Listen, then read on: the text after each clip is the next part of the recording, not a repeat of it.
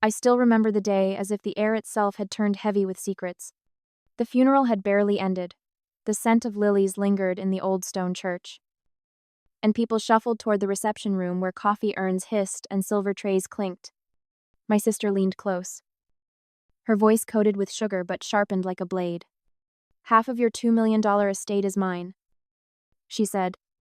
Her smile widened as if she were offering me kindness, not humiliation. In her hand, she tapped the edge of a manila folder, the kind with a brass clip and an embossed notary stamp visible through its flap.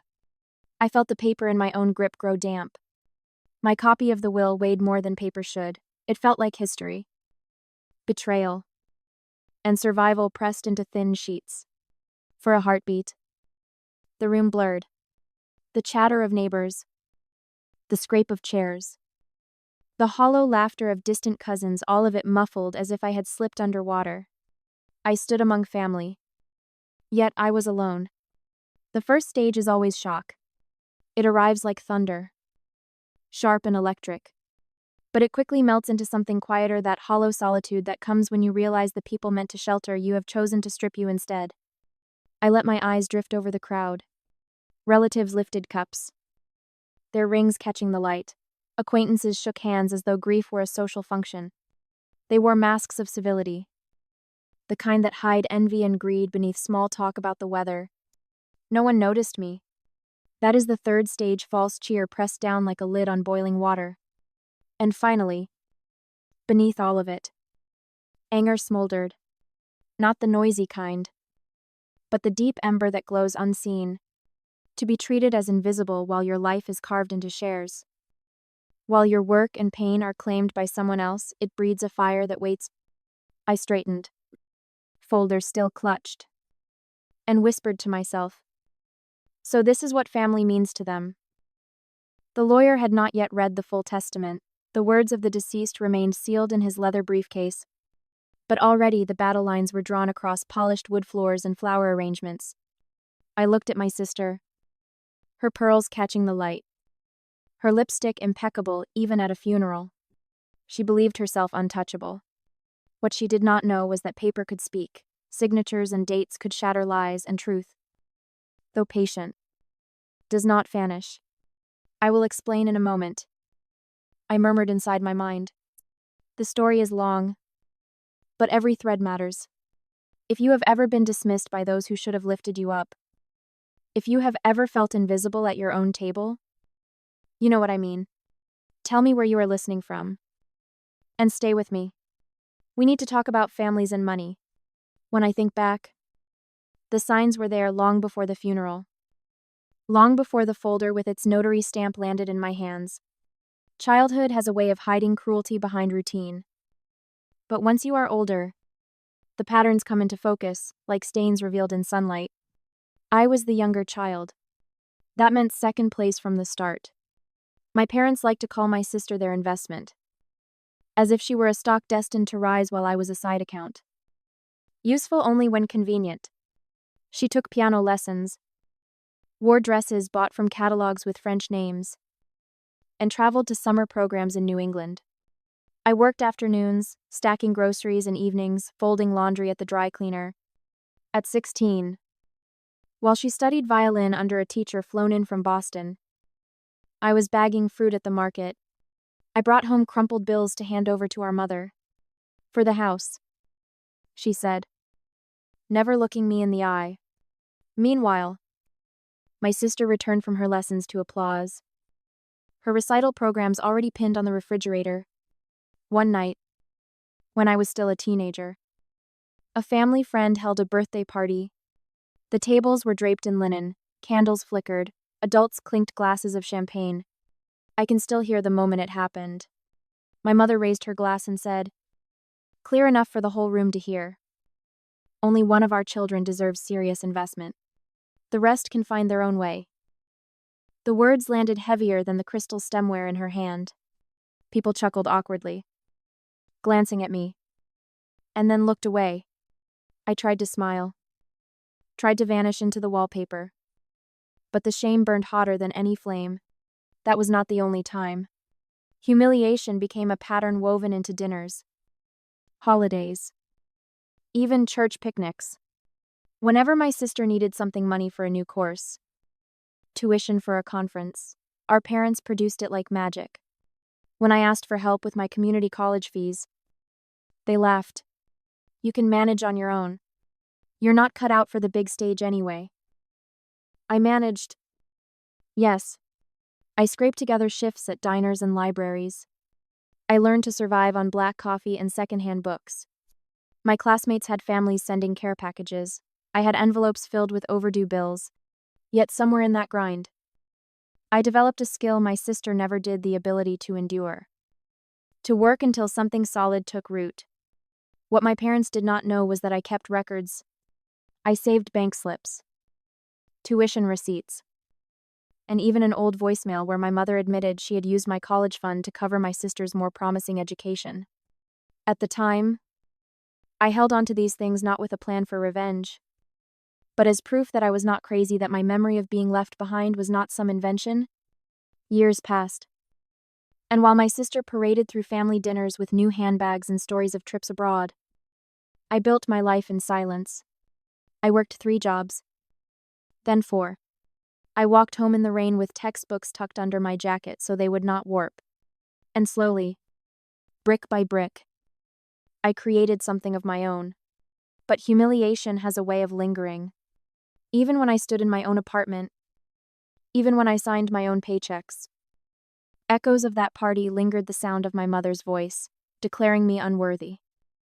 The polite laughter that followed, those echoes would resurface at the worst times: during job interviews, on first dates, even when I stood on stage years later presenting the work that bore my name. Still, I endured. That ember of anger smoldered quietly, waiting for air. And I told myself, one day, the truth will surface. One day, those who laughed will see what I carried through alone. I will tell you how that day arrived. But first, you need to know just how far they were willing to go. The funeral should have been a moment of reflection, a pause in the noise of life to honor the one who had passed. Instead, it became a theater of inheritance. By the time the mourners shuffled from the church to the lawyer's office, the air was thick with whispers. Everyone wanted to know who would claim the estate: the house with its marble staircase, the lakefront cabin, and the trust said to be worth more than $2 million. I sat in the back of the conference room, the kind with heavy oak walls and shelves lined with leather-bound volumes no one had read in decades. The lawyer, an older man with silver hair combed flat, placed his briefcase on the polished table. The briefcase itself seemed heavy with judgment. With secrets pressed between notarized pages, he cleared his throat. But before he could begin, my sister's voice cut through the stillness. "This estate is mine," she declared, folding her hands on the table. Her pearls gleamed under the overhead light, and she wore that same smile she had practiced since childhood, the one that could charm teachers and relatives alike. Half, if not more. Her certainty carried the room. Heads nodded. Some even looked at me with pity, as though I were a trespasser in a story already decided. My father sat rigid, his jaw set, my mother's lips curved in that faint smile of complicity. "You're nothing without us," my sister added, her voice softer but sharp enough for me to hear. She slid a folder toward the lawyer. Inside, I glimpsed photocopied bank slips, fragments of emails fabricated. All of it meant to cast me as reckless and irresponsible. I stayed quiet. I had learned that silence unsettles those who thrive on spectacle. Instead of arguing, I traced the raised seal on my own envelope, the one the lawyer had mailed me a week before. It was not my place to speak yet. My place was to wait. The lawyer adjusted his glasses, his gaze flicking between the 2 folders. His hand hovered, as though the paper itself might burn. He had not opened either one when my father leaned forward. "Best to avoid trouble," he said. "We all know who carried the family reputation, who deserves recognition." His voice was measured, but the pressure behind it was clear. For years, That same voice had ordered me to take smaller portions at dinner, to hand over my paycheck from the grocery store, to stand aside while my sister's achievements were applauded. Across the room, my mother's fingers fluttered against her pearls. She avoided my eyes, but I felt the weight of her disdain as surely as if she had spoken. The lawyer cleared his throat again. "We will begin with the will itself," he said, reaching for his briefcase. The room hushed. Even the ticking clock seemed to pause. But in that suspended silence, I felt no dread. I felt the steady beat of memory the night I discovered my tuition fund drained. The voicemail I had saved, the emails that traced every transaction. They thought I had only my word. They thought I had nothing but the past. They were wrong. I will tell you what happened when the briefcase opened. But not yet. That part matters. The lawyer's hand lingered on the clasp of the leather briefcase, as though he too felt the tension threading through the room. Then, with a quiet snap, he opened it. He withdrew a sheaf of papers, their edges crisp, their weight unmistakable. The will. The room seemed to lean forward as he began to read. His voice was measured, a steady cadence against the shallow breaths of those waiting. He spoke of assets the main estate appraised at over $2 million, the lakefront property, a series of accounts and trusts. My sister's smile grew brighter with each item listed, as though she were already arranging furniture in her mind.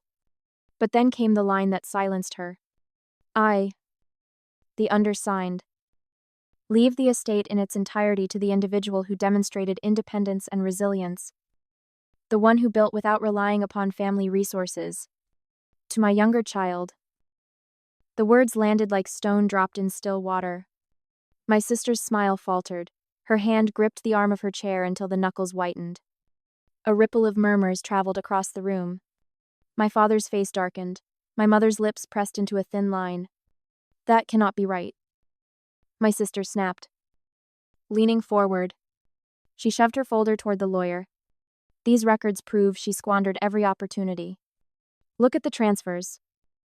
The missing tuition money. I raised my hand. Calm. Perhaps you should let me respond. From my bag, I withdrew a smaller folder, worn at the edges but intact. Inside were the bank records I had saved from over a decade ago, each stamped and dated, transfers that showed my college fund siphoned not by me, but into an account tied to my sister's so-called education. There was also the voicemail. Printed transcript, attached my mother's voice, explaining how my savings would serve a better purpose for my sister. I slid the folder across the polished wood. The lawyer adjusted his glasses and read in silence. The room grew heavy. Every breath shallow. Every cough stifled. My sister fumbled for words, but none came.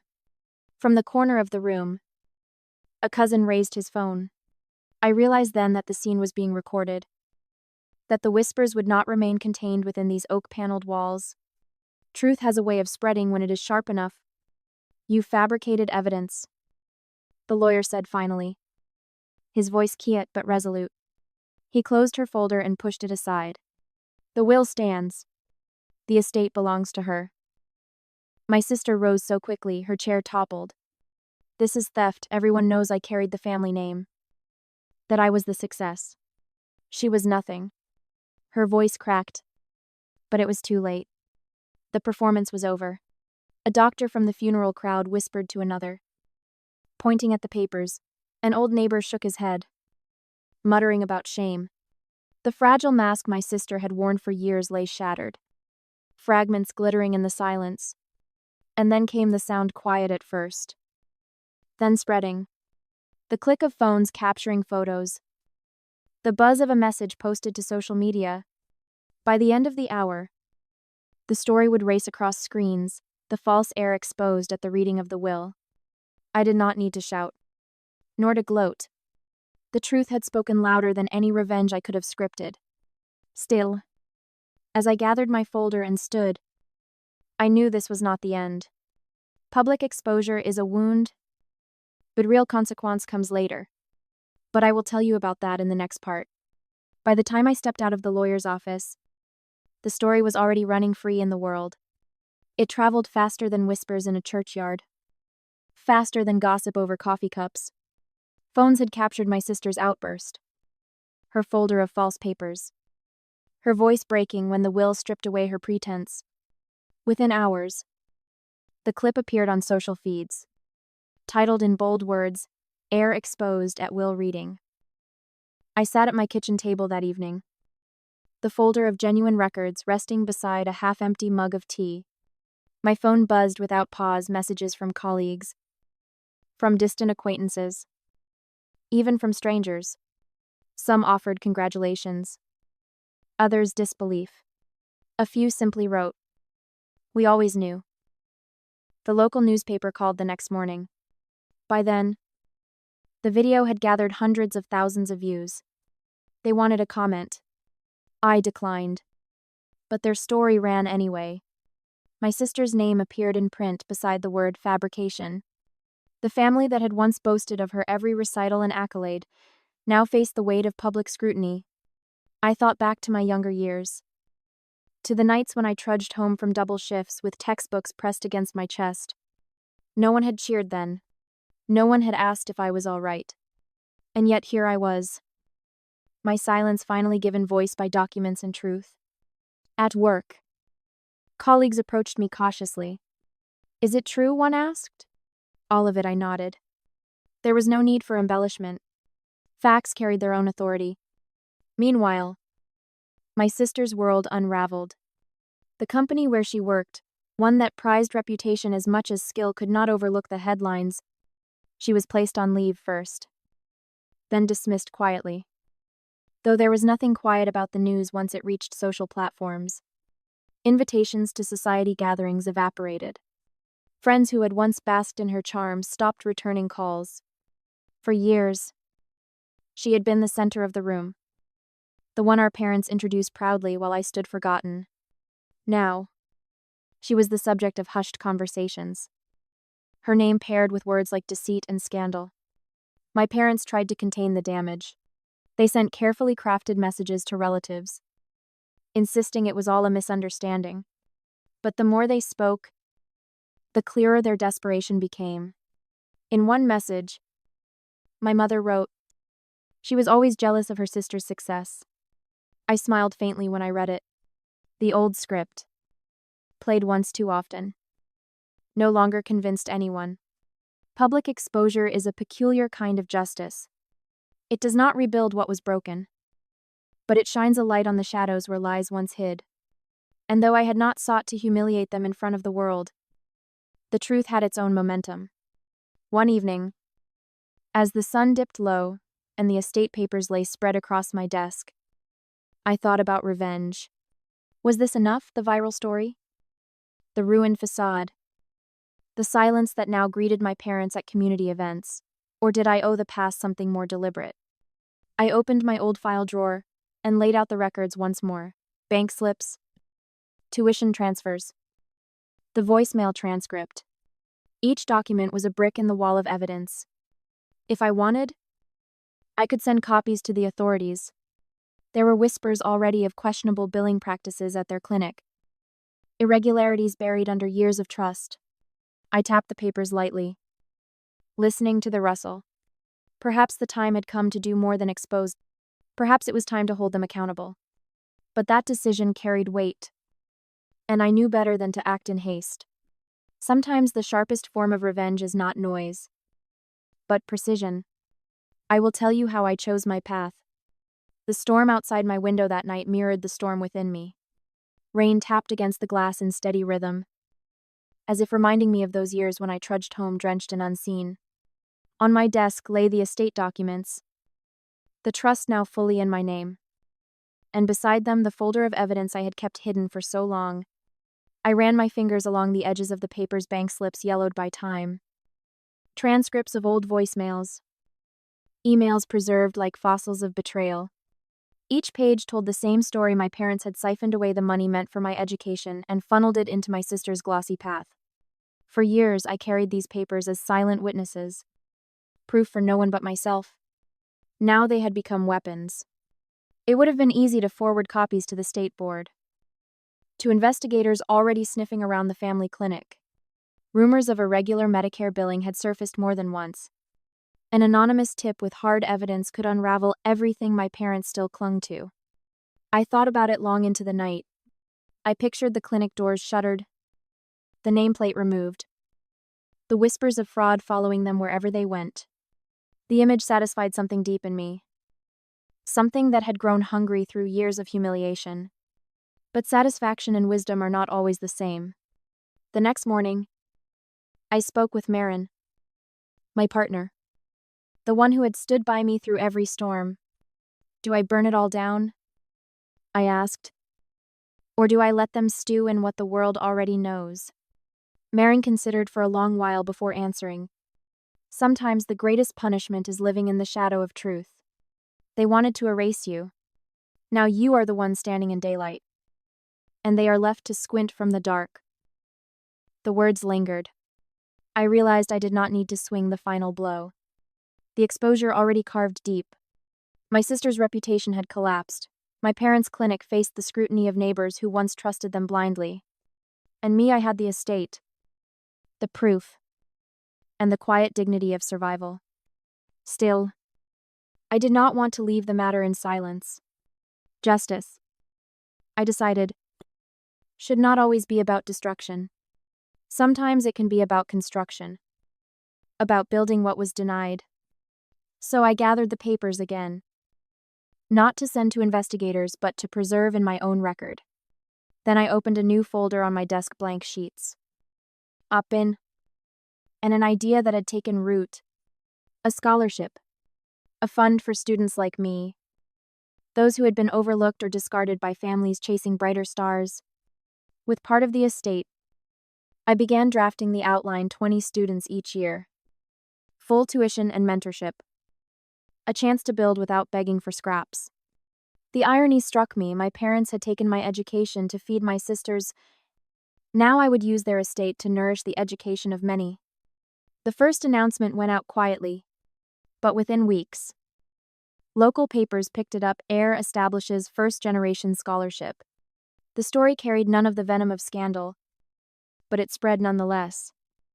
And with it came applications, thank you letters, and hope. That was the revenge I chose. Not fire, not ruin, but a living monument to what I had endured.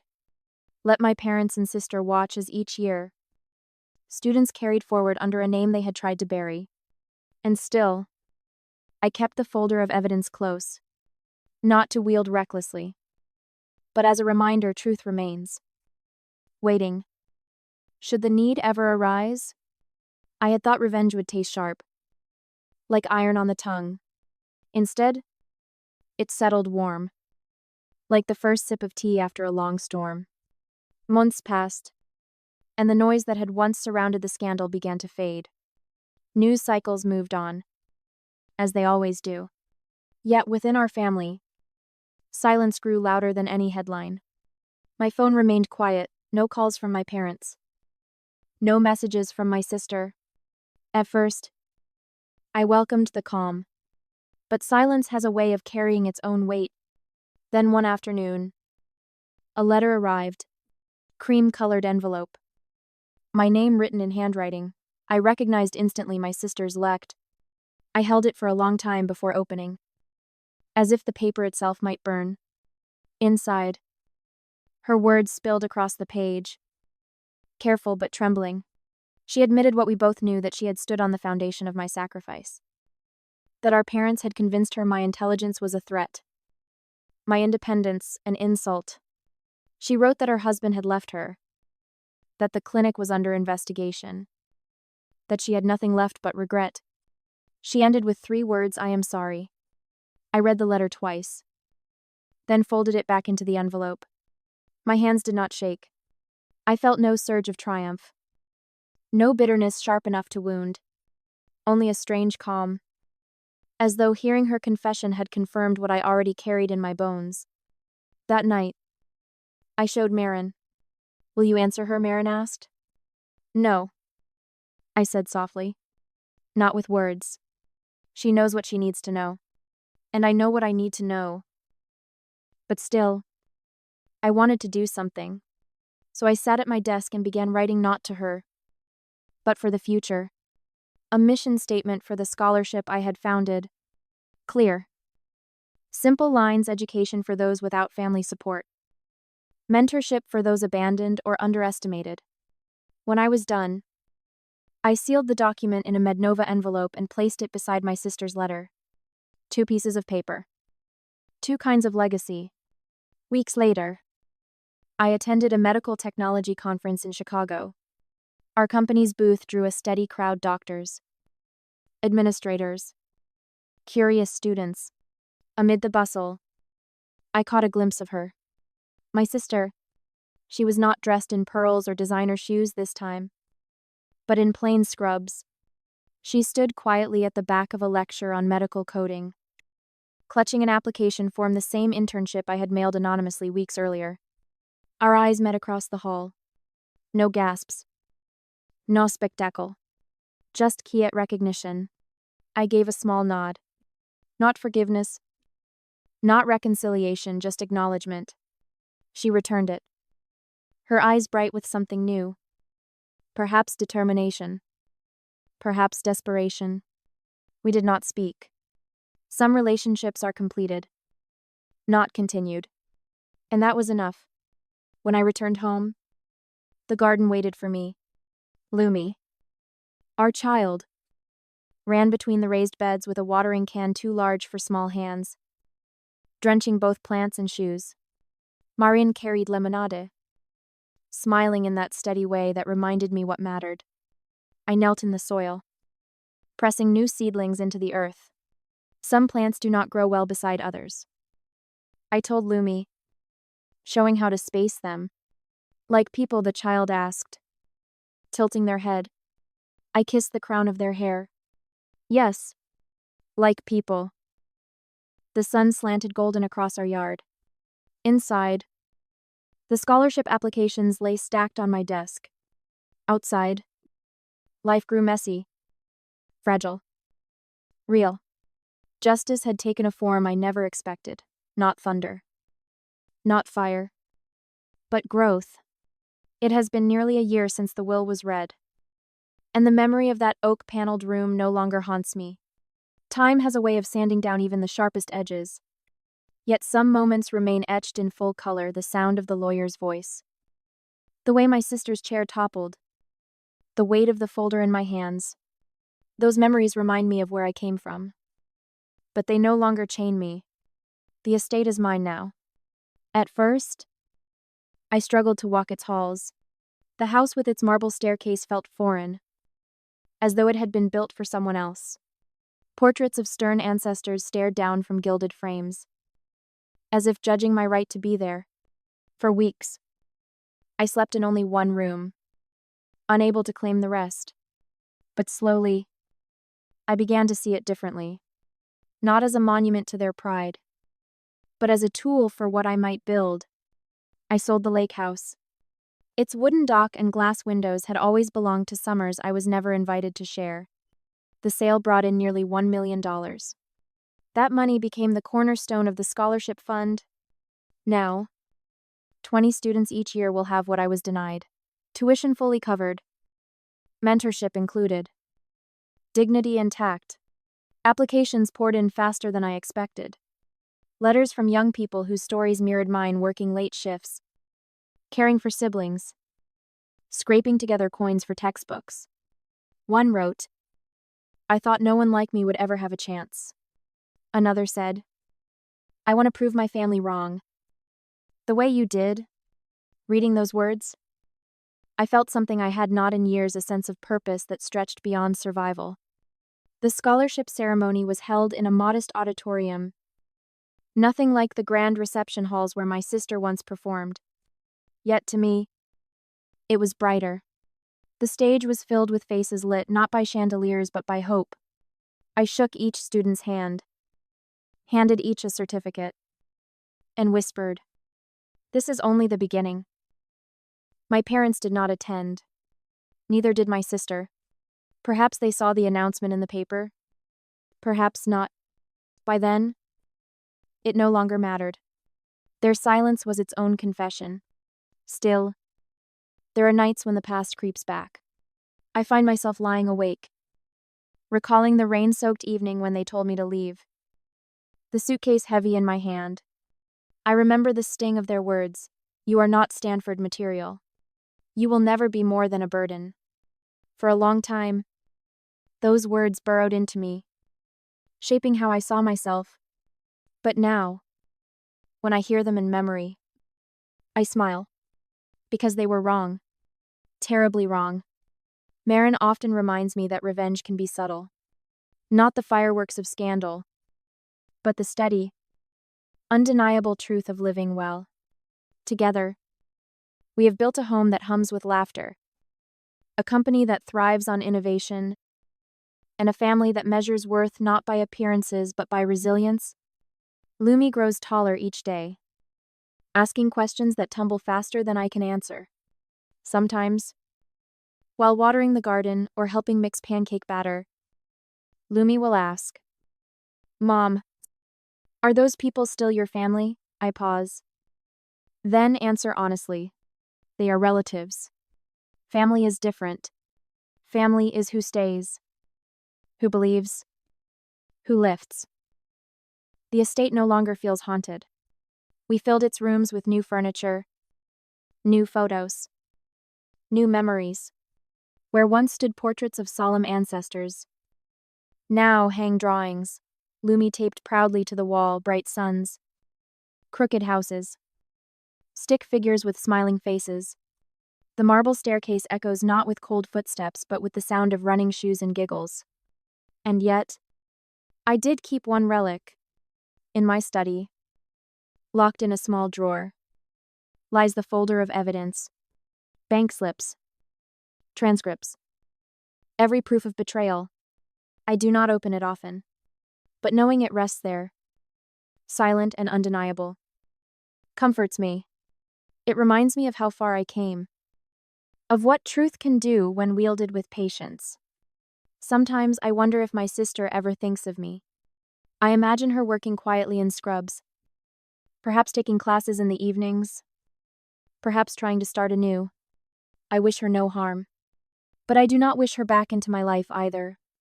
Some relationships, as I said before, are completed, not continued.